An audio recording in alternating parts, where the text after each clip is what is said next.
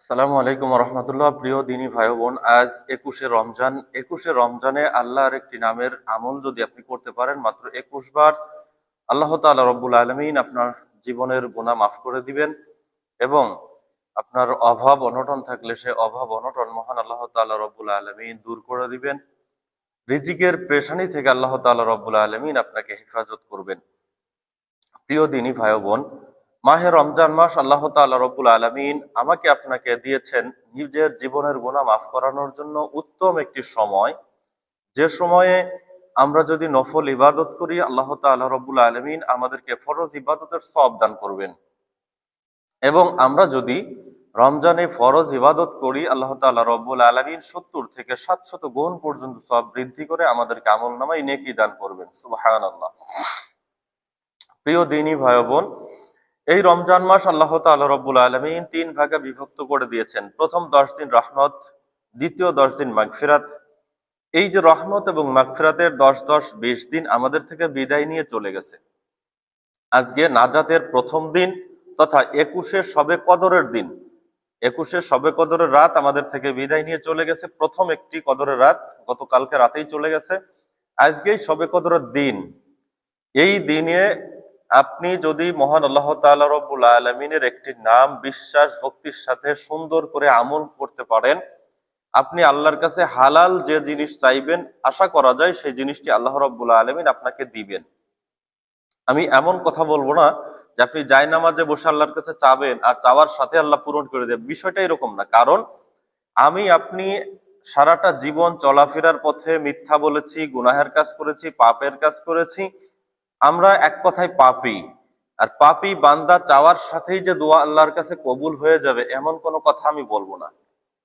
তো নবী করিম সাল্লাল্লাহু আলাইহি ওয়াসাল্লাম বলেন, উম্মতেরা, মাহে রমজান মাস তুমি পেয়েছো, এই রমজান মাস তোমার জীবনের গুনাহ মাফ করার জন্য সুবর্ণ সুযোগ।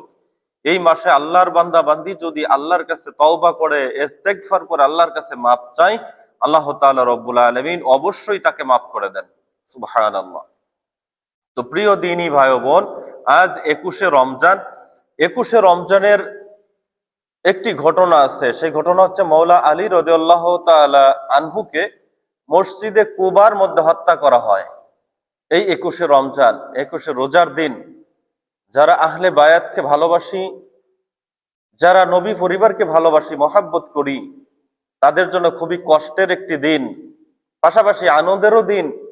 আলী রাদিয়াল্লাহু তাআলা আনহু আমাদের জন্য জীবন দিয়েছেন।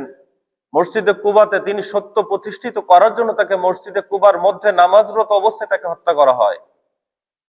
এই দিনে তাকে ওসিলা দিয়েও আল্লাহর কাছে যদি আপনি এই আমলটি করে আল্লাহর কাছে মোনাজাতে হাত তুলে দোয়া করেন, আশা করি আল্লাহ তাআলা রব্বুল আলামিন আপনার দোয়া অবশ্যই কবুল করে নেবেন, কিছুটা সময় আগে অথবা কিছুটা সময় পরে।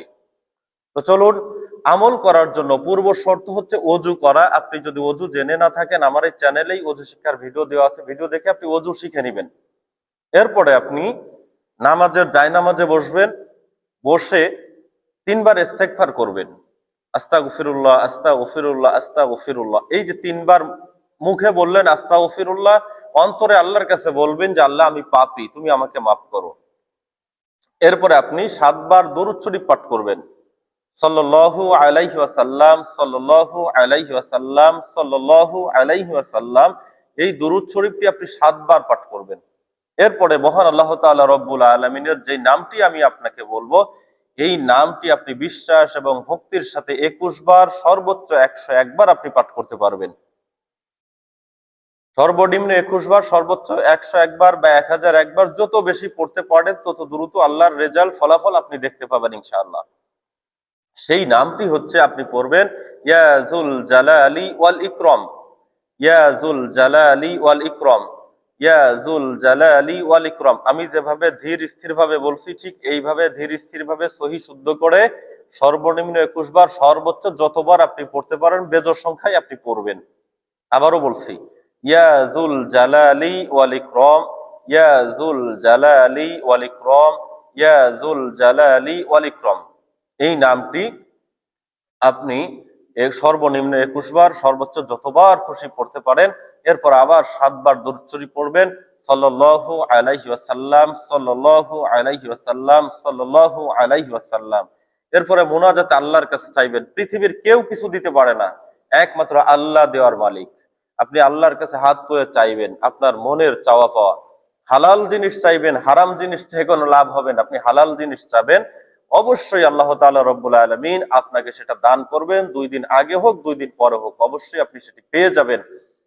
ভিডিওটি ভালো লাগলে লাইক শেয়ার কমেন্ট করবেন, চ্যানেলটি সাবস্ক্রাইব করে আমার পাশেই থাকবেন। ধন্যবাদ সবাইকে। আসসালামু আলাইকুম ওয়া রাহমাতুল্লাহ।